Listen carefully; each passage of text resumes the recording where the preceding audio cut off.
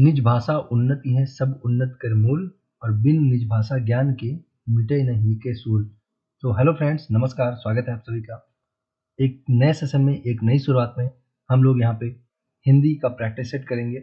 Video नाम से आपको हिंदी का प्रैक्टिस सेट दिया जाएगा, लेकिन एक्चुअली यहाँ पे स्टार्टिंग के जो 3-4 क्वेश्चन होंगे वो, जैसे कि यहाँ पे वीडियो में आपको पता है कि पत्र लेखन से क्वेश्चन पूछे जाते हैं। तो पत्र लेखन के जो क्वेश्चन होंगे, 3-4 क्वेश्चन होंगे, आप चाहें तो पढ़ सकते हैं और चाहें तो स्किप भी कर सकते हैं। लगभग 2 मिनट की वीडियो मैं आपको लगभग 2 मिनट में ये सारे क्वेश्चन बता दूंगा। और बाकी के जितने भी क्वेश्चन होंगे, पत्र लेखन की मैं बात करूँ, स्टार्टिंग के जो क्वेश्चन है वो पत्र लेखन के क्वेश्चन है। तो वो हो सकता है कि बाकी परीक्षाओं में ना पूछे जाएं। वो लेखपाल की परीक्षा है और वीडियो की परीक्षा है, और ऐसी जो परीक्षाएं यूपी ट्रिपल एस सी की होती है वहाँ पे पूछा जाता है। जैसे आपका यूपी पुलिस है, एसएससी जीडी है, बाकी अन्य कोई भी परीक्षा, टेट है, सुपर टेट है, जहाँ पर भी हिंदी पूछी जाती है, उन सभी के लिए समान रूप से बिल्कुल महत्वपूर्ण होगी। वीडियो बहुत अच्छी है, क्वेश्चन बहुत प्यारे हैं, मैंने पूरे क्वेश्चन देखे हैं, बहुत अच्छे क्वेश्चन है। और ये पेपर आप देख सकते हैं कि 23/12/2018 को ये ऑर्गेनाइज किया गया था पेपर, जो कि वीडियो ग्राम विकास अधिकारी का परीक्षा था। तो कहीं ना कहीं क्वेश्चन का स्टैंडर्ड अच्छा है, बेहतरीन क्वेश्चन है, करेक्शन जोरदार है। तो आप सभी लोगों से निवेदन है कि प्लीज़ सारी इस कंप्लीट वीडियो को देखें, और चैनल पे अगर नए हैं तो प्लीज़ सब्सक्राइब कर लेना, क्योंकि छोटा सा चैनल है, आप लोग के ही प्रमोट करने से बड़ा होगा। तो फ्रेंड्स, यहाँ पे आप देख सकते हैं ये वीडियो का री एग्जाम जो होने वाला है उसके परिप्रेक्ष्य में हम लोग तैयारी करने जा रहे हैं। तो चलिए, यहाँ पे जैसा कि आपको स्टार्टिंग में दिख रहा है कि पैसेज दिया हुआ है, तो ऑब्वियसली हम लोग यहाँ पे पैसेज नहीं करेंगे, पैसेज को छोड़ देंगे। पैसेज आपको मन करे तो यहाँ पे मैं दिखा दे रहा हूँ, आप रोक के इसको कर सकते हैं, ये पैसेज है। और क्वेश्चन नंबर 6 से हम लोग यहाँ पे पढ़ाई लिखाई करेंगे, तो इसको हम लोग थोड़ा सा जूम कर लेते हैं और क्वेश्चन नंबर 6 से स्टार्ट करते हैं आज की वीडियो। जस्ट वेट और वेट, हाँ, जस्ट 1 मिनट। तो क्वेश्चन नंबर 6 से हम लोग करेंगे स्टार्ट आज की वीडियो को। जैसा कि आप यहाँ पे देख सकते हैं, क्वेश्चन नंबर 6 पे लिखा हुआ है, थोड़ा सा और छोटा कर दूं, चलिए थोड़ा सा और छोटा हो जाता है। क्वेश्चन नंबर 6 लिखा है, नहीं इतना ठीक था ना, आपको आपकी आंखों को तकलीफ ना हो। क्वेश्चन नंबर 6 लिखा है, जस्ट देखेंगे, या लिखा है कि जब कोई सरकारी पत्र या ज्ञापन, मैंने पहले ही कहा कि 3-4 क्वेश्चन स्टार्टिंग के पत्र लेखन के होंगे, आप परेशान मत होना। उसके बाद बहुत प्यारा क्वेश्चन का कलेक्शन है सभी लोगों के लिए, यूपी पुलिस, एसएससी जीडी, कोई भी आपका एग्जाम है, सुपर टेट, टेट है ना, आरओ कोई भी एग्जाम है, सब में महत्वपूर्ण है। तो प्लीज देखिए इसको। लिखा है कि जब कोई सरकारी पत्र, ज्ञापन या कार्यालय ज्ञापन एक साथ अनेक परिस्थितियों को भेजा जाता है, आपको ये बताना है कि मतलब कई सारी कॉपी उसकी बनाई जाती है, एक साथ कई कॉपी है ना, और उन कई कॉपियों को हर जगह पर भेज दिया जाता है, तो उसको बोलते हैं ऑप्शन नंबर डी परिपत्र। और परिपत्र के बारे में जिसको पढ़ना हो, आप यहाँ पे इसको रोक कर वीडियो पढ़ सकते हैं कि परिपत्र क्या होता है। तो जब एक ही साथ पत्र की कई सारी कॉपी भेजी जाती है तो उसको परिपत्र बोलते हैं। ओके, तो जब एक ही साथ कई सारे पत्र भेजे जाते हैं, कई सारी कॉपी, तो उसको परिपत्र बोलते हैं। अगला क्वेश्चन देखेंगे। अगला क्वेश्चन लिखा है कि जब एक अधिकारी दूसरे अधिकारी को व्यक्तिगत नाम के पत्र लिखता है तो उसे क्या कहते हैं। मतलब इंडिविजुअली लिखता है, पर्सनल अपने लेवल पे लिखता है, ये बताना है। अपने लेवल पर अगर कोई अधिकारी किसी दूसरे अधिकारी को लिखेगा तो उसे क्या बोलेंगे, तो देखिए उसे बोलेंगे हम लोग, ऑप्शन नंबर बी हो जाएगा, अर्धशासकीय पत्र हो जाएगा। ये इंडिविजुअल तौर पे कोई, अर्धशासकीय का मतलब देखो, जो शासकीय पत्र होते हैं वो प्रोफेशनल होते हैं, और ये प्रोफेशनल ना होके क्या हो जाएगा, ये प्रोफेशनल नहीं होगा। अर्ध सरकारी का मतलब ये इंडिविजुअल है, तो ये प्रोफेशनल नहीं होगा। मतलब वहां पे, मतलब जो भाषा होगी ना, वो बड़ी शिष्टाचार वाली नहीं होगी, बड़ी नॉर्मल भाषा होगी, जैसे हम लोग दोस्तों में बात करते हैं उसी तरह की कुछ भाषा होगी। तो वो शासकीय पत्र नहीं होगा, अर्ध शासकीय पत्र कहलाएगा, जब एक अधिकारी व्यक्तिगत तौर पर दूसरे अधिकारी को पत्र लिखेगा। तो अगला क्वेश्चन देखेंगे। एक विद्यार्थी को अपने स्कूल के प्रधानाचार्य को अभी निवेदन में क्या लिखना चाहिए। तो आप सभी ने ऐसा लिखा होगा, किसी को दिक्कत नहीं होनी चाहिए। ऑप्शन नंबर इसका क्या हो जाएगा, आपका आज्ञाकारी शिष्य। आप आज्ञाकारी हो ना हो, लेकिन लिखना यही है ना, आज्ञाकारी शिष्य लिखा जाता है। अगला क्वेश्चन देखेंगे, क्वेश्चन नंबर 9 देखेंगे, तो उसमें आज्ञाकारी शिष्य हो जाएगा। अगला क्वेश्चन बढ़िया, ये भी लिखा हुआ है, देखेंगे बस एक आध दो क्वेश्चन और बचे हैं, उसके बाद नॉर्मल जो ग्रामर होती है वो आ जाएगी।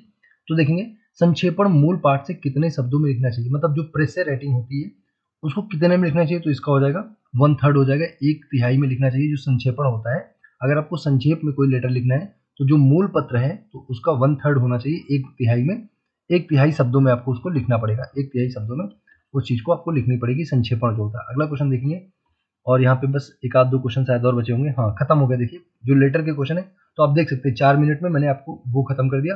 तो ऐसे ही लगभग रहेगा आपका कि स्टार्टिंग के 2 से 3 मिनट या 4 मिनट होने वाले हैं किसके लिए, पत्र लेखन के लिए। और उसके बाद जो आप वीडियो देखेंगे वहां पे प्रॉपर ग्रामर आपको मिलेगी, किसी भी परीक्षा के लिए महत्वपूर्ण होगी। तो चलिए अब ताबड़तोड़ करेंगे। और दूसरी बात, यहाँ पे मैं आपको डिटेल नहीं बताऊंगा। जब ये प्रीवियस ईयर का पेपर जितना है 3-4 पेपर 5 पेपर, मैं यहाँ पे आपको डिटेल नहीं बताऊंगा, सिर्फ आपको आंसर बताऊंगा। और उसके बाद जब मैं प्रैक्टिस करवाऊंगा तो वहाँ पे आपको डिटेल भी बताऊंगा और ढेर सारी प्रैक्टिस करवा दूंगा। आपको डिटेल का ज़्यादा काम पड़ेगा ही नहीं ना, बस बने रहिए, लगे रहिए साथ में।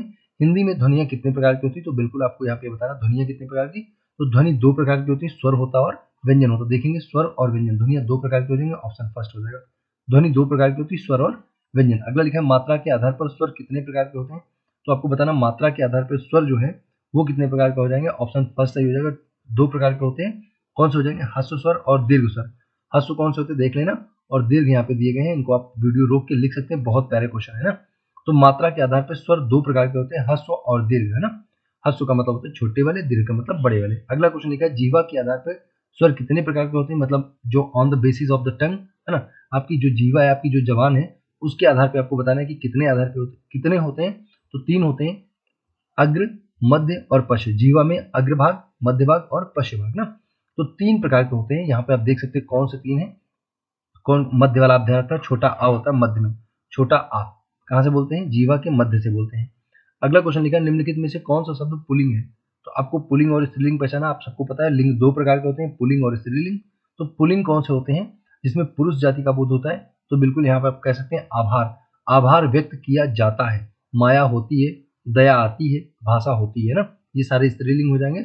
और जो आभार है वो हो जाएगा आपका क्या हो जाएगा, पुल्लिंग हो जाएगा, पुरुष जाति का बोध करवाएगा। नेक्स्ट क्वेश्चन देखेंगे, निम्न में से कौन सा शब्द पुल्लिंग है, आपको फिर से बताना पुल्लिंग शब्द आपको पहचाना। पुल्लिंग यहाँ पे फिर से पुरुष जाति का बोध कौन करवाएगा, तो बिल्कुल यहाँ पे कष्ट दिया जाता है, कष्ट होता है, सेना होती है और आशा की जाती है, क्षमा क्षमा दी जाती है ना, क्षमा की जाती है, क्षमा दी जाती है। अगला देखेंगे, हाँ जी वेट, 15 नंबर क्वेश्चन लिखा है कि निम्न में से कौन सा शब्द स्त्रीलिंग है, आपको एक बार स्त्रीलिंग पहचानना है। तो आप देखेंगे आय, आय होती है, आय होती है और वे किया जाता है। अगर वे आपसे पूछता वे, तो वे पुल्लिंग हो जाता है, क्योंकि वे किया जाता है और आय की जाती है। वे किया जाता है मतलब खर्चेगा पुरुष और कमाएगी महिला, ऐसा समझ के रखना। आय होती है और वे किया जाता है, तो यहाँ पे स्त्रीलिंग पूछा था तो आय हो जाएगा। अगले क्वेश्चन पे चलते हैं। नेक्स्ट लिखा हुआ है कि निम्नलिखित में से कौन सा शब्द स्त्रीलिंग है, फिर से आपको बताना है। इस तो बताएंगे जरा। तो यहाँ पे ऑप्शन सही हो जाएगा, देखिए यहाँ पे हो जाएगा सभा, सभा बुलाई जाती है, सभा बुलाई जाती है। बाकी आप देख सकते हैं ग्रह, पत्ता और चंदन पुल्लिंग शब्द हो जाएंगे। ऑप्शन नंबर डी इसका सही हो जाएगा, स्त्रीलिंग शब्द है, सभा बुलाई जाती है। क्वेश्चन नंबर 15 था। नेक्स्ट देखेंगे, अगला क्वेश्चन लिखा है आपके सामने कि संधि कितने प्रकार की होती है, तो संधि देखेंगे कितने प्रकार की हो जाएगी। तो संधि होती है आपकी 3 प्रकार की, कितने प्रकार की, 3 प्रकार की। यहाँ पे आप देखेंगे स्वर संधि होती है, व्यंजन संधि होती है और विसर्ग संधि होती है। इसकी हम लोग डिटेल नहीं पढ़ेंगे, डिटेल बाद में जब प्रैक्टिस करेंगे तब पढ़ेंगे। अभी तो बस आपको प्रीवियस ईयर में दिखा रहा हूँ ना। स्वर, व्यंजन और विसर्ग 3 प्रकार की संधि होती है। स्वर की संधि की अगर बात करेंगे तो स्वर संधि 5 प्रकार की होती है। स्वर संधि कितने प्रकार की होती है, 5 प्रकार की होती है। बाकी अगर आपसे पूछेगा संधि कितने प्रकार की है, तो ध्यान रखना संधि 3 प्रकार की होती है। ओके, अगले क्वेश्चन पे चलते हैं। अगला लिखा है सदानंद का संधि विच्छेद क्या होगा, तो बिल्कुल आसान है। सदानंद का संधि विच्छेद पहला ऑप्शन हो जाएगा सत धन आनंद हो जाएगा। आपको ध्यान रखना है यहाँ पे हलंत लगेगा, सत धन आनंद हो जाएगा। सदानंद का संधि विच्छेद सत धन आनंद है। अगला देखेंगे, यहाँ पे और भी जो डिटेल लिखी हुई है आप इनको पढ़ सकते हैं पॉज करके। बाकी जब प्रैक्टिस करेंगे तो हम सब आपको बताएंगे, आप इसको रोक के पढ़ सकते हैं। अगला देखें, नेक्स्ट लिखा पुस्तकालय में कौन सी संधि होगी। पुस्तकालय, तो आपको बताना है पुस्तकालय में कौन सी संधि हो जाएगी। तो इसका सही जवाब हो जाएगा, आप सबको मालूम भी होगा, दीर्घ संधि हो जाएगी। जहाँ पे बड़ी पाई आती है, बीच में बड़ा आ का मात्रा आता है, वहाँ पे अक्सर क्या होता है, दीर्घ संधि हो जाती है। तो बिल्कुल यहाँ पे दीर्घ संधि हो जाएगी। और ये सारे स्वर संधि के प्रकार है, मैंने आपको बताया स्वर संधि 5 प्रकार की होती है। तो देखिए आपके सामने दीर्घ, वृद्धि, गुण, यण और अयादि होती है, 5 प्रकार की स्वर संधि होती है। अगला क्वेश्चन देखेंगे, अगला लिखा है अभिधन उदय का संधि विच्छेद क्या होगा। आपको यहाँ पे संधि करना है, संधि विच्छेद दिया हुआ है और उसको आपको मर्ज करना है। तो इसका सही जवाब हो जाएगा ऑप्शन नंबर फर्स्ट, यहाँ पे हो जाएगा अभ्युदय हो जाएगा, ऑप्शन फर्स्ट इसका सही जवाब हो जाएगा। चलिए अगला देखेंगे, 21 नंबर क्वेश्चन देखेंगे। यहाँ पे लिखा हुआ है कि यथा संभव में कौन सा समास है। तो यथा संभव में फ्रेंड्स हो जाएगा अव्ययी भाव समास हो जाएगा। इसमें बिल्कुल आसान है, अगर कभी भी किसी शब्द के पहले कोई प्रीफिक्स जुड़ा हो, प्रीफिक्स का मतलब होता है उपसर्ग, है ना। उपसर्ग ऐसे शब्द होते हैं जो शब्द के पहले जोड़े जाते हैं और प्रत्यय होते हैं जो बाद में जोड़े जाते हैं। तो देखिए कई बार आप कंफ्यूज हो जाते हो कि उपसर्ग पहले होते हैं कि प्रत्यय पहले होते हैं। अरे इसमें कंफ्यूज होने की क्या जरूरत है, अब जब आप काका गागा पढ़ते हो तो बताओ ऊ पहले आता है कि पा पहले आता है? तो आप बोलोगे ऊ पहले आता है, तो पहले जुड़ेगा ऊ, और पा बाद में आता तो प्रीफिक्स बाद में जुड़ेगा, मतलब जो ये प्रत्यय है सफिक्स जो हो जाएगा ये बाद में जुड़ेगा। प्रत्यय बाद में आता है तो बाद में जुड़ेगा, उपसर्ग पहले आता है तो पहले जुड़ेगा। तो जब भी किसी शब्द के पहले उपसर्ग जुड़ा होगा तो वहां पे अव्ययी भाव समास हो जाएगा। जैसे यथा, देखो यथा संभव के पहले यथा जुड़ा हुआ है ना, तो अव्ययी। इसी तरह से अगर आप लिख देता आपके सामने प्रतिदिन, प्रतिदिन लिख देता, तो देखो दिन के पहले क्या जुड़ जाता, प्रति जुड़ जाता। तो अगर ऐसा शब्द आपके सामने लिखा होगा तो आप समझ जाना कि अव्ययी भाव समास की बात चल रही है। ओके, अगले क्वेश्चन पे चलते हैं। नेक्स्ट क्वेश्चन है, बाकी पद की प्रधानता के आधार पर कैसे होता है वो सब हम लोग बाद में करेंगे। 21 के बाद देखेंगे 22 नंबर क्वेश्चन। यहाँ पे लिखा हुआ कि परमेश्वर में कौन सा समास होगा, तो परमेश्वर में आपका सही जवाब हो जाएगा ऑप्शन नंबर बी। यहाँ पे क्या होता है, जो कर्मधारय समास होते हैं वहाँ पे विशेषण विशेष से संबंध होता है। तो यहाँ पे परम है जो ईश्वर है ना, ईश्वर की विशेषता बताई जा रही है कि कौन है, परम है जो ईश्वर, तो कर्मधारय समास हो जाएगा, ऑप्शन नंबर बी हो जाएगा। इसकी ज़्यादा डिटेल नहीं, बाकी समास वगैरह की ट्रिक बहुत खूब तगड़ी ट्रिक आपको दूंगा, बस एक बार पढ़ेंगे आपको तुरंत का तुरंत याद हो जाएगा, तो चिंता मत कीजिए, मैं सब बताऊंगा, बस अभी आप एक बार पेपर देख लीजिए ना। अध्यक्ष में कौन सा उपसर्ग है, तो ये बताना है आपको। इसका सही जवाब हो जाएगा अधि हो जाएगा, ऑप्शन नंबर फर्स्ट हो जाएगा। यहाँ पे बताना उपसर्ग, देखो उपसर्ग क्या होते हैं, जो शब्द के पहले जोड़ते हैं। अधि, यहाँ पे लिखा है अधि, अध्यक्ष में क्या है अधि, उपसर्ग लगा हुआ है, शब्द के पहले जो जुड़ते हैं उनको बोलते हैं उपसर्ग। अगला क्वेश्चन देखेंगे। अगला क्वेश्चन है संग्राम में आपको बताना उपसर्ग क्या है, संग्राम में। तो उपसर्ग का फिर पूछ रहा है, उपसर्ग का मतलब होता है जो शब्द के पहले जुड़ते हैं। तो संग्राम का सही उपसर्ग क्या हो जाएगा बताइए। संग्राम का ऑप्शन नंबर 2 हो जाएगा। देखेंगे यहाँ पे सम होता है, सम, और सम कौन सा वाला, हलंत वाला सम होता है, ये भी ध्यान रखना। सम हो जाएगा समग्राम ना, तो संग्राम का संग्राम हो जाएगा। अगला देखेंगे, सावधानी में कौन सा समास है, आपको बताना है, समास बताना है कौन सा है, प्रत्यय आपको बताना है। सावधानी में कौन सा प्रत्यय है, तो प्रत्यय जो शब्द के बाद में जुड़ते हैं, तो इसमें हो जाएगा सावधान प्लस ई। सावधान एक शब्द होता है और उसी के लास्ट में ई नाम का प्रत्यय जुड़ा है, तो आनी और अनी वगैरह धानी मत कर देना। सावधान एक शब्द होता है, उसी सावधान में ई जोड़ दो तो सावधानी हो जाता है, ठीक है। अगला देखते हैं, नेक्स्ट लिखा हुआ है, जिंदगी में कौन सा प्रत्यय है, तो जिंदगी में कौन सा हो जाएगा, इसमें गी प्रत्यय हो जाएगा जिंदगी में, ऑप्शन फर्स्ट हो जाएगा, गी प्रत्यय हो जाएगा, ऑप्शन नंबर ए हो जाएगा, जिंदगी में गी प्रत्यय हो जाएगा। नेक्स्ट देखें, देखिए प्रत्यय उपसर्ग से कितने क्वेश्चन पूछ रहा है ना, और पुलिस में, एसएससी, जीडी में हर जगह पे क्वेश्चन पूछे जाते हैं, तो ये मत सोचना कि वीडियो के लिए दिखाया जा रहा है तो बस वीडियो का ही है ना। निम्न में से कौन सा शब्द तत्सम है, अब देखो तत्सम कौन से शब्द होते हैं, जो संस्कृत भाषा से डायरेक्ट यूज में आ गए हैं उन्हें हम लोग तत्सम बोलते हैं, और तद्भव होते हैं जो तत्सम के बिगड़े हुए रूप होते हैं उनको तद्भव बोला जाता है। तो आपको जब भी बात करें तत्सम की, तो देखो सीधी सीधी भाषा में अगर हम लोग कहें तो आपको कैसे याद रखना है, ऐसे शब्द जो कि आप आम तौर पर नहीं बोलते हो, जैसे संस्कृत के शब्द आप नहीं बोलते हो ना, जो आम बोलचाल के शब्द होते हैं वो तत्सम नहीं होते हैं, वो तद्भव होते हैं। तो आम बोलचाल वाले तत्सम नहीं होते, ध्यान रखना। तो अब देखेंगे यहाँ पे ऑप्शन नंबर फर्स्ट हो जाएगा, प्रिय हो जाएगा, है ना। हालांकि कुछ में ऐसा आपको लगेगा कि यार हम तो प्रिय ही बोलते हैं, प्रिय नहीं बोलते हैं, तो देखिए कुछ में ऐसा होता है, लेकिन ज़्यादातर 90% आप देखोगे ऐसे शब्द जो आप आम बोलचाल की भाषा में बोलते हो वो तद्भव होते हैं, और जो नहीं बोलते हो वो तत्सम होते हैं, है ना। जैसे दही, दही देखो तद्भव शब्द है, आप दही बोलते हो ना, और दधी क्या हो जाएगा उसका, तत्सम हो जाएगा। इसी तरह बहुत सारे और शब्द हैं, मैं आपको बताता रहूँगा, वहाँ पे मिलते रहेंगे। अभी देखिए, अभी जैसे लिखा, देखिए तत्सम शब्द प्रिय लिखा है, इसका तद्भव क्या होता है, प्रिय होता है। और यहाँ पे लिखा हुआ है मयूर, अब आप मयूर नहीं बोलते हो ना, आप क्या बोलते हो, मोर बोलते हो। देखो मोर क्या है, तद्भव है। उसी तरह चतुर्थ आप नहीं बोलते, आप क्या बोलते हो, चार बोलते हो। तो जो आप आमतौर पर बोलते हो, आम बोलचाल की भाषा में बोलते हो, उनको क्या बोलते हैं, उनको तद्भव बोलते हैं, और जो संस्कृत टाइप के होते हैं वो होते हैं तत्सम शब्द। मुझे लगता है आपको समझ में आ रहा होगा तत्सम तद्भव क्या होते हैं। अगले क्वेश्चन पे चलते हैं। अगला क्वेश्चन लिखा है कि निम्नलिखित में से कौन सा शब्द तत्सम नहीं है। तत्सम नहीं होने का मतलब है, देखो ऐसे क्वेश्चन कई बार गलत हो जाते हैं, तत्सम नहीं होने का मतलब है तद्भव है, तत्सम नहीं होगा तो क्या होगा, तद्भव होगा। तो फिर से आपको पता है तद्भव किसको बोलते हैं, जो हम लोग यूज करते हैं। तो आप बताइए यहाँ पे कौन सा शब्द है, आप देखोगे यहाँ पे तत्सम नहीं यानी कि तद्भव। अभी आपने पढ़ा चार, चार का तत्सम क्या होता है, चतुर्थ होता है। चार का तत्सम क्या हो जाएगा, चतुर्थ, यानी कि ये क्या है, ये तद्भव है। चार का तत्सम क्या होगा, चतुर्थ होगा। चार क्या है, तद्भव शब्द है। कोई समस्या आपको नहीं होनी चाहिए। 28 नंबर क्वेश्चन हो गया यहाँ पे। तो एक बार यहाँ पे देख लेंगे आप, वचन को देखिए क्या बोलते हैं यहाँ पे, जस्ट वेट, हाँ वचन को देखेंगे। वचन तत्सम तद्भव की अगर हम लोग बात करें तो देखेंगे यहाँ पे, तो बोलेंगे कि वचन को क्या बोलते हैं, वचन को बोलते हैं वचन तद्भव में। और उसके बाद श्लाका, श्लाका सलाई को बोलते हैं। और उसके बाद तिक्त किसको बोलते हैं, तीता को बोलते हैं। तो तीता देखेंगे, तीता कैसा, तद्भव शब्द है। और तिक्त हम लोग नहीं बोलते हैं, इसीलिए तत्सम शब्द ध्यान रखना। तद्भव हम लोग, तीता तो हम लोग बोलते हैं ना, उसके बाद चतुर्थ नहीं बोलते हैं और चार बोलते हैं। तो जो हम लोग आम बोलचाल भाषा में बोलते हैं उन्हें तद्भव शब्द कहते हैं, ये बात ध्यान रखना।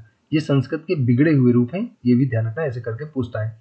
अगला क्वेश्चन है, निम्नलिखित में से कौन सा शब्द विदेशज है? तो विदेशज आपको बताना है। विदेशज कौन सा हो जाएगा? तो भैया रिक्शा जो शब्द है वो रिक्शा, अपना रिक्शा है जापानी, अपना रिक्शा है जापानी, तो ध्यान रखना रिक्शा जापानी शब्द हो जाएगा।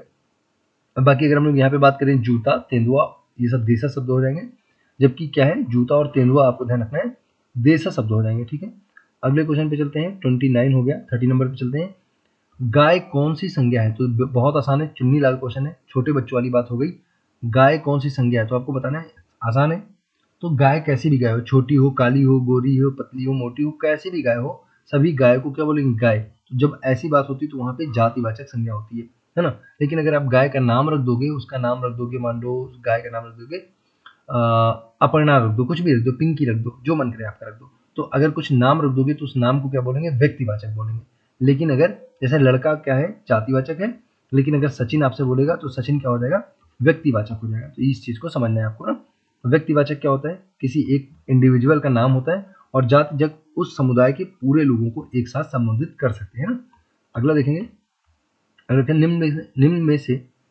निम्न में कौन सी भाववाचक संज्ञा? आपको भाववाचक बतानी है, अब्स्ट्रैक्ट नाउन बतानी है। इंग्लिश में अगर हम लोग बात करें, अब्स्ट्रैक्ट नाउन आप पढ़ते हो। अब्स्ट्रैक्ट नाउन या भाववाचक संज्ञा ऐसी संज्ञा होती हैं जिनको हम लोग टच नहीं कर सकते, जिनको हम सिर्फ महसूस करते हैं, जिनको हम फील करते हैं। अपनी बॉडी पे टच वाला फील नहीं आता है, सिर्फ फील करते हैं महसूस करके। तो आपको बताना है यहाँ से क्या हो जाएगा? दिल्ली, मोहन, बीमारी या लड़का। तो देखो भाई, दिल्ली, दिल्ली को तो आप जानते हो, देखे हो, है ना। मोहन, आपको बताना भाववाचक संज्ञा क्या है? तो भाववाचक बीमारी हो जाएगी। चलिए, तो यहाँ पे कॉल आ गई थी यार, बार बार 2 बार डिस्टर्ब हो चुके हैं, उसके लिए सॉरी। तो यहाँ पे लिखा भाववाचक संज्ञा बताना था, तो भाववाचक संज्ञा क्या हो जाएगी? बीमारी हो जाएगी। बीमारी हो गया, बचपना हो गया, बुढ़ापा हो गया, ये सब क्या है? भाववाचक संज्ञा, जिनको हम लोग बस महसूस करते हैं, टच नहीं कर पाते हैं। ठीक है, अगले क्वेश्चन पे आते हैं। अगला 32 नंबर क्वेश्चन लिखा है कि हिंदी में कुल कितने सर्वनाम है? सर्वनाम आपको बताना है कि कुल कितने सर्वनाम है, आपको ये बताना है। तो 32 का ऑप्शन नंबर सी हो जाएगा, 11 है। अगर सर्वनाम के प्रकार पूछता तो प्रकार है 6, 6 प्रकार के होते हैं। लेकिन नंबर पूछ रहा है, कुल कितने नंबर में पूछ रहा है, कितने संख्या कितनी है, तो संख्या 11 है और प्रकार है 6। ठीक है, तो आइए यहाँ पे हम लोग, यहाँ पे जैसे अगर आप पढ़ना चाहें 11 कौन से हैं तो देख सकते हैं, मैं, तू, आप और वह या वह, जो सो कुछ, आप इसको देख सकते हैं। अगले क्वेश्चन पे चलते हैं। 33 नंबर क्वेश्चन लिखा है, सर्वनाम के कुल कितने भेद हैं? देखिए अगला क्वेश्चन ही वही पूछ दिया तुरंत, सर्वनाम के बारे में 2 क्वेश्चन डायरेक्ट। तो बिल्कुल भेद अगर आपसे पूछे तो मैंने आपको पहला कि 6 हो जाएगा, और लेकिन अगर आपसे पूछे कि सर, देखिए यहाँ पे सर्वनाम के भेद और कुल कितने अगर पूछता तो कुल कितने हैं? 11 है। सर्वनाम के भेद की बात करें, देख लीजिए, पुरुषवाचक, निश्चयवाचक, निजवाचक, संबंधवाचक, और यहाँ पे हो जाएगा अनिश्चयवाचक और प्रश्नवाचक। नेक्स्ट देखेंगे, पर्वतीय में कौन सा विशेषण है? काफी बेहतरीन क्वेश्चन है। यहाँ पे विशेषण आपको बताना है कि कौन सा विशेषण है, कौन सा एडजेक्टिव है। विशेषण का मतलब होता है एडजेक्टिव। तो आपको बताना है कि पर्वतीय में कौन सा विशेषण है। तो यहाँ पे आपका हो जाएगा ऑप्शन नंबर फर्स्ट सही हो जाएगा, गुणवाचक विशेषण हो जाएगा। पर्वतीय में गुणवाचक विशेषण होते हैं। ये सब क्या होते हैं, कैसे इनको पढ़ना है, वो जब प्रैक्टिस करवाएंगे तो मैं आपको सारी डिटेल बताता चलूंगा। अगला क्वेश्चन देखेंगे, 35 नंबर। 35 में आपको बताना है कि इसमें निम्नलिखित में से कौन सा शब्द विशेषण है, मतलब एडजेक्टिव आपको पहचानना है कि कौन सा विशेषण है। तो बहुत आसान है, चमकीला जो है विशेषण हो जाएगा। चमकीला आप सबको पता है कि विशेषण है, विशेषता है किसी चीज की, कोई चीज चमकीली होती है तो बिल्कुल कह सकते हैं कि वह साड़ी चमकीली है। तो चमकीला कहीं ना कहीं क्या हो जाएगा? विशेषण हो जाएगा, विशेषता हो जाएगी। विशेषण के बारे में आप लोग जानते ही हो। 36 नंबर क्वेश्चन देखेंगे, जो शब्द संज्ञा की विशेषता बताते हैं उन्हें क्या कहते हैं? तो उन्हें बचपन से आप पढ़ते हो, उन्हें सर्वनाम कहते हैं। संज्ञा की विशेषता बताने वालों को क्या बोलते हैं? प्रोनाउन बोलते हैं, सर्वनाम बोलते हैं। हाँ, सर्वनाम हो जाएगा। अगला क्वेश्चन देखेंगे, 37 नंबर। 37 नंबर देखेंगे, क्वेश्चन लिखा हुआ है, राम सो रहा है, इस वाक्य में कौन सी क्रिया है? राम सो रहा है, आपको बताना है अकर्मक है, सकर्मक है या प्रेरणार्थक है। आपको बताना है, इसका सही जवाब हो जाएगा अकर्मक क्रिया है। देखो, अकर्मक का मतलब होता है जहाँ पे ऑब्जेक्ट ना हो, जहाँ पे ऑब्जेक्ट ना हो। ऑब्जेक्ट का मतलब है, ऑब्जेक्ट तो समझते हैं ना। ऑब्जेक्ट का मतलब मैं समझा दूं, जैसे मान लीजिए मैं कहूँ कि बंदर ने केला खाया, बंदर केला खाया, तो जो केला है वो ऑब्जेक्ट है। वो केला क्या है? केला ऑब्जेक्ट है। मैं बोलूँ बढ़ई ने मेज बनाई, तो मेज क्या है? ऑब्जेक्ट है। ऑब्जेक्ट का मतलब ऐसी चीज जिस पर सब्जेक्ट मतलब कर्ता की क्रिया का प्रभाव पड़ता है। कर्ता की क्रिया का प्रभाव जिस चीज पर पड़ता है उसे ऑब्जेक्ट बोलते हैं। तो यहाँ पे केला ऑब्जेक्ट हो गया, मेज ऑब्जेक्ट हो गया। तो अगर यही मैं क्वेश्चन बोलता कि बढ़ई ने मेज बनाई, तो ये कैसा होगा? तो ये सकर्मक होगा, क्योंकि मेज नाम का वहाँ पे कर्म आया है। मेज नाम का क्या है, कर्म वहाँ पे, ऑब्जेक्ट वहाँ पे आया है। तो अगर कह रहे राम सो रहा है, तो यहाँ पे तो कोई ऑब्जेक्ट नहीं है, सो रहा है तो सो रहा है। राम तो काम करने वाला है, सोने वाला है, और कोई ऑब्जेक्ट है क्या, नहीं है। अगर यही बोलते कि राम बिस्तर पे सो रहा है, तो बिस्तर ऑब्जेक्ट हो जाता है। ओके, तो वो सकर्मक हो जाती है। तो यहाँ पे अकर्मक क्रिया हो जाए। और प्रेरणार्थक क्रिया क्या होती है, जब कोई काम किसी के दूसरे के माध्यम से करवाया जाता है। जैसे बोले कि टीचर ने बच्चों से पुस्तक पढ़वाई, तो अगर ऐसे हो जाए बच्चों से पढ़वाई, है ना, तो खुद नहीं पढ़ा, पढ़वाई, तो प्रेरणा ऐसी क्या हो जाएगी, प्रेरणार्थक क्रिया कहलाएंगे। बच्चों से पुस्तक पढ़वाई, तो वहां पे क्या होगा, प्रेरणार्थक क्रिया हो जाएगी, ऐसे वाले में। ठीक है, अकर्मक, सकर्मक और प्रेरणार्थक तीनों आपको समझ आ गया। अगला देखेंगे 38 नंबर लिखा है कि एक सप्ताह बाद आया, एक सप्ताह बाद आया, वह एक सप्ताह बाद आया, इस वाक्य में कौन सा शब्द क्रिया विशेषण है। तो देखिए काफी अच्छा क्वेश्चन है। यहाँ पे आपका हो जाएगा ऑप्शन नंबर सी, बाद। बाद शब्द जो है ये क्या हो जाएगा, ये क्रिया विशेषण हो जाएगा, क्रिया विशेषण हो जाएगा। बाद शब्द आपका हो जाएगा क्रिया विशेषण। कह रहा वह एक सप्ताह बाद आया, तो क्रिया की विशेषता है, क्रिया क्या है, आना। आया जो है क्या है, क्रिया है, और क्रिया की विशेषता क्या होता है, कब आया, पहले आया कि बाद आया। तो ये बाद और पहले क्या है, आने की विशेषता है ना। तो आने की विशेषता यानी कि ये क्रिया की विशेषता है, तो उसे क्या बोलेंगे, क्रिया विशेषण। तो बाद शब्द जो है वो क्रिया विशेषण हो जाएगा। अगला क्वेश्चन देखेंगे, जस्ट वेट, हाँ जी, नेक्स्ट लिखा हुआ है कि सेनाएं, हाँ भाई 13 नंबर का, कि सेनाएं युद्ध क्षेत्र में आगे बढ़ी, इस वाक्य में संबंधवाचक शब्द कौन सा है। तो बिल्कुल चलिए इसका फटाक से आंसर देख लीजिए। इसका ऑप्शन नंबर आपके सामने लिखा ही हुआ, कोई समस्या नहीं है, ऑप्शन नंबर सी हो जाएगा, आगे हो जाएगा। इस वाक्य में संबंधवाचक है, चलिए नहीं तो डिटेल बताते चलेंगे तो बहुत लंबी वीडियो हो जाएगी। अगला क्वेश्चन देखेंगे, वह आया और मैं गया, इस वाक्य में समुच्चय बोधक शब्द क्या होगा। तो आप सब समझ सकते हैं यहाँ पे और हो जाएगा, क्योंकि और के माध्यम से दोनों चीजें जुड़ी, वह आया और मैं गया, तो और हो जाएगा समुच्चय बोधक अव्यय। तो नेक्स्ट लिखा हुआ है कि 41 नंबर देखेंगे, यहाँ पे लिखा 41, हाय अब मैं क्या करूं, इस वाक्य में आपको बताना है विस्मय बोधक शब्द कौन सा है, एक्सक्लामेटरी, आपको बताना है वर्ड कौन सा है, एक्सक्लामेटरी वर्ड, विस्मय बोधक शब्द कौन सा है। तो हाय मैं लुट गई, हाय मैं बर्बाद हो गई, जो ऐसे शब्द होते हैं वो क्या होते हैं, वो होते हैं पहला। तो मतलब यहाँ पे हाय हो जाएगा, हाय मैं लुट गई, ओह कितना बुरा दृश्य है, वॉट अ नॉनसेंस। तो ऐसे शब्द जो होते हैं जो अचानक से मुंह से निकल जाते हैं, उन्हें क्या बोलते हैं हम लोग, उन्हें बोलते हैं एक्सक्लामेटरी वर्ड या विस्मयादि बोधक शब्द। और इसका चिन्ह भी ध्यान रखना, ऐसे करके होता है, इसको बोलते हैं विस्मय सूचक चिन्ह, है ना, एक्सक्लामेटरी मार्क। अगला क्वेश्चन देखेंगे, 42 नंबर लिखा है, कौन सा शब्द अनीक का पर्यायवाची, लेखपाल में ये क्वेश्चन पूछा गया था, अभी लेखपाल की परीक्षा में ये प्रश्न पूछा गया था। अनीक, अनीक सेना का होता है, ध्यान रखना, अनीक हो जाएगा सेना का। और सेना का आप यहाँ पे और देख सकते हैं, सेना के अन्य पर्यायवाची क्या हो जाएंगे, सैन्य, फौज, वाहिनी, कटक और लश्कर। यहाँ पे लिखा है अनीकी, है ना, अनीक या अनीकी करके अनीकिनी, है ना, ये सारे हो जाएंगे सेना के पर्यायवाची शब्द। अगला क्वेश्चन देखेंगे, कपड़ा का पर्यायवाची शब्द आपको बताना है, तो कपड़ा का हो जाएगा ऑप्शन नंबर 2, जस्ट वेट, वसन हो जाएगा, कपड़े का क्या हो जाएगा, वसन हो जाएगा, ऑप्शन नंबर 2 पे जो लिखा है वसन। तुलसीदास जी ने रामचरितमानस में लिखा है, नहा रहा न नगर वसन घृत तेला, बाढ़ी पूछ कीन कपि खेला। तो यहाँ पे आपको ध्यान रखना है, वसन जो हो जाएगा वो किसका हो जाएगा, कपड़े का पर्यायवाची हो जाएगा। अगला क्वेश्चन देखेंगे, आकाश का विलोम आपको बताना है, 44 नंबर लिखा है, बस थोड़े से क्वेश्चन और बचे हैं, 4 क्वेश्चन और 6 क्वेश्चन है, फटाफट कर लेते हैं। आपको बताना है आकाश का विलोम क्या हो जाएगा, तो आकाश का सिंपल सी बात है पाताल हो जाएगा, कोई दिक्कत नहीं, ऑप्शन हो जाएगा आपका, ऑप्शन बी हो जाएगा पाताल। आकाश का क्या हो जाएगा, ऑप्शन बी हो जाएगा, आकाश का पाताल हो जाएगा।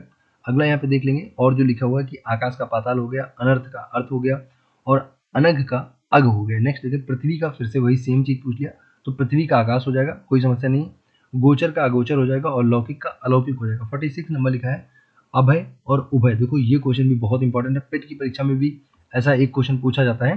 तो अभय का मतलब होता है जो ना डरे किसी से, है, निर्भय हो जाएगा। और उभय का मतलब होता है कॉमन होता है, उभयनिष्ठ दोनों में होने वाला, है ना, जैसे उभयचर होते हैं जो जल और थल दोनों पे रहते हैं, उभयचर, है ना। तो उभय का मतलब दोनों होता है, और अभय का मतलब निर्भय होता है। तो ऑप्शन नंबर फर्स्ट सही हो जाएगा। अगला क्वेश्चन देखते हैं फटाफट से, 46 हो गया। अगला 47 नंबर देखेंगे, बढ़िया क्वेश्चन है, बहुत पूछा जाने वाला क्वेश्चन है, अली और अली, बहुत ज्यादा पूछा जाता है क्वेश्चन, तो ध्यान रखना। अली और अली की अगर हम लोग बात करें, तो यहाँ पे आप बोलेंगे अली का मतलब होता है भौरा, और अली का मतलब होता है, देखो यहाँ पे बड़ी पाई लगी ना, बड़ी पाई है ना, तो जहाँ पे बड़ी पाई लगी है वो वाला उसी का आंसर हो जाएगा। तो अली बड़ी पाई वाला, सखी हो जाएगा, सखी। तो ध्यान रखना बिल्कुल कि बड़ी पाई जहाँ पे लगी है वो बड़ी पाई वाले का आंसर होगा अली में बड़ी पाई, सखी में बड़ी पाई, तो सखी हो जाएगा। और अली छोटी पाई वाला भंवरा होता है, ध्यान रखना। तो भंवरा और सखी होता है अली और अली। ठीक है, नेक्स्ट देखेंगे। नेक्स्ट यहाँ पे लिखा है अली अली हो गया। उसके बाद देखेंगे ये भी काफी पूछे जाने वाले सारे क्वेश्चन है, अंश और अंश।